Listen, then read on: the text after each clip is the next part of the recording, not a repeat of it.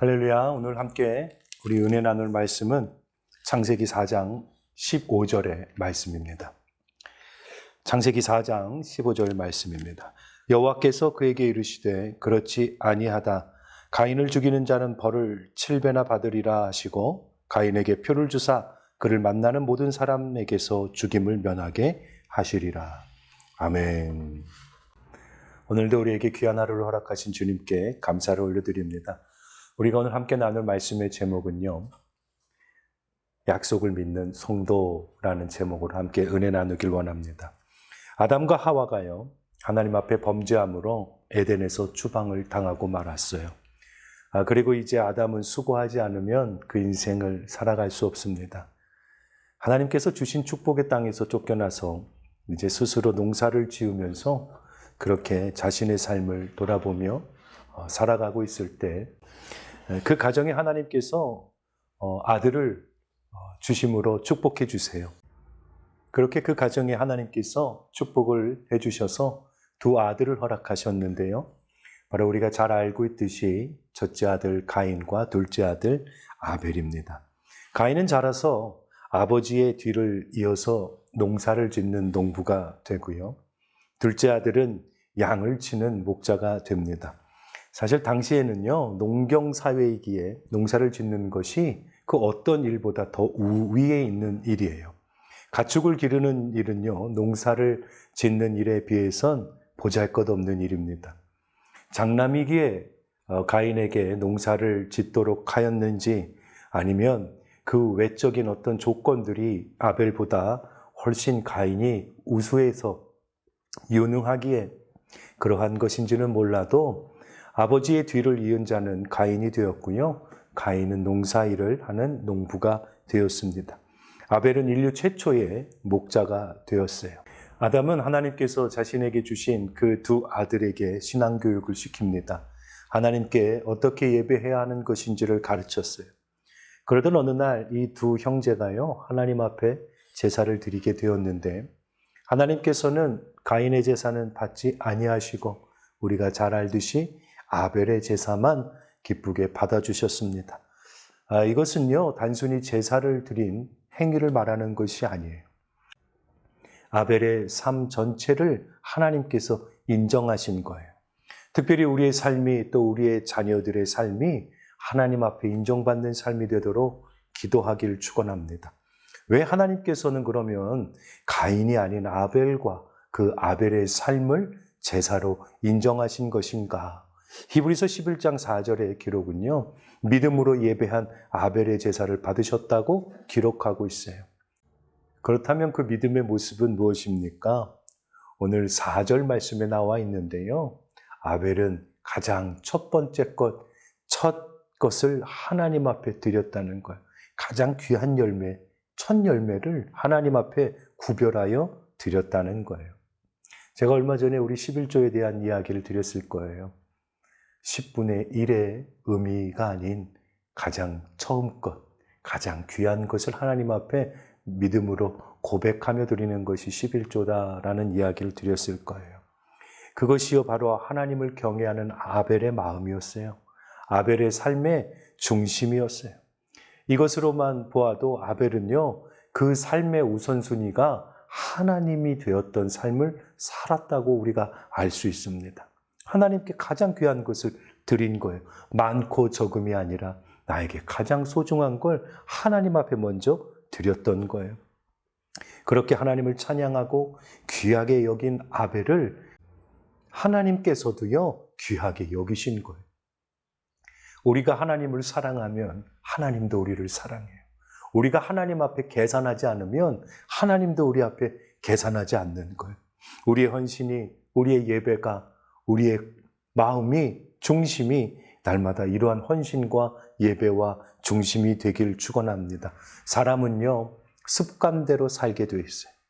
우리 자녀들에게 무엇보다요, 이러한 것을 가르치는 믿음의 가정과 믿음의 부모가 되길 축원합니다.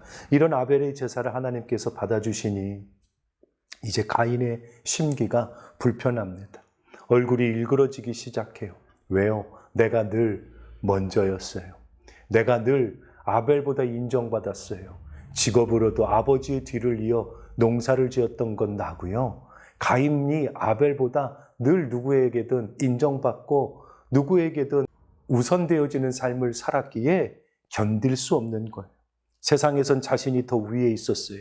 인정받았어요. 더 능력이 있었지만 나보다 못한 동생의 예배만을 하나님께서 받아주신 거에 분노하기 시작합니다. 이때 하나님께서 이렇게 말씀하십니다. 7절의 기록인데요. 너희 삶이 온전치 않은 가운데 내게 드리는 제사는 의미 없다고 말씀하시는 거예요. 형식적으로 드리는 제사가 의미 없다고 말씀하시는 거예요. 하나님을 경외하지 않는 그 마음으로 드리는 제사를 받을 수 없다고 말씀하시는 거예요. 여기서 한 가지 중요한 것은요. 가인도 분명히 하나님의 음성을 듣습니다. 여러분, 오늘날에도 우리 역시도 마찬가지예요. 하나님의 음성을 듣는다고 해서 그것이 축복이 아니에요. 주신 말씀에 순종이 있어야, 아멘이 있어야 축복인 거예요.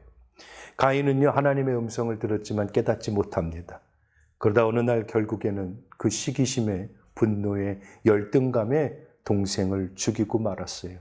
죄책감도 없습니다. 이것이 인류 최초의 살인이 되어진 거예요. 그리고 동생 아벨을 찾는 하나님 앞에 너무나 뻔뻔하게도 모른다고 대답합니다. 하나님이 묻는 그 이유는요, 다른 것이 아니에요. 가인이 행했던 그 죄를 몰라서가 아니에요. 그에게 다시 한번 기회를 주시려고 하는 거예요. 다시 한번 회개할 수 있는 기회를 주시려고 묻는 거예요. 그런데도 스스로에게 자신을 돌아보고 회개할 기회조차 그는 스스로 놓쳐버리고 말아요. 그리고 하나님으로부터 벌을 받는데요. 고대 사회에서는 땅을 갖지 못하고 자신의 가문으로부터 멀어지는 것은요. 그렇게 단절되는 것은요. 죽음을 의미합니다. 가족 중심의, 혈육 중심의 사회에서 가족과 혈육과 단절된다는 건 죽음이에요. 두렵기 시작합니다. 죽임당할 것이 두려워요. 그때 하나님께서는요. 그래도 비록 살인죄를 지은 가인이지만 또 다른 보복살인의 악순환을 막기 위해서 그의 목숨을 지켜주신다고 약속하세요. 죄를 지었음에도 그를 불쌍히 여기시고 그를 지키시겠다고 말씀하시는 거예요. 약속하시는 거예요. 이제 주신 약속을 붙들고 살면 돼요. 하나님께서 말씀하신 그 말씀에 순종하고요. 다시금 하나님 앞에 무릎 꿇고 회개하고 돌아오면 돼요. 하지만 가인의 모습은 어떻습니까? 자신을 지키기 위해서 성을 쌓는 자가 돼요. 말씀을 믿고 의지하지 못하니 불안한 거예요. 염려가 되는 거예요. 여전히 근심이 되는 거예요. 약속보다 불안이 앞섰기에 성을 쌓게 되는 거예요. 성이 자신을 지켜줄 것이라고 생각하는 거예요. 오늘날 우리도 마찬가지입니다. 우리의 인생에 성이 있어요. 아무리 좋은 스펙도 우리를 결코 지켜주지 못해요. 내가 쌓은 성이 아무리 강하고 거대해도 나의 재정의 성이 나를 지켜주지 못하고요. 건강의 성이 나를 지켜주지 못해요.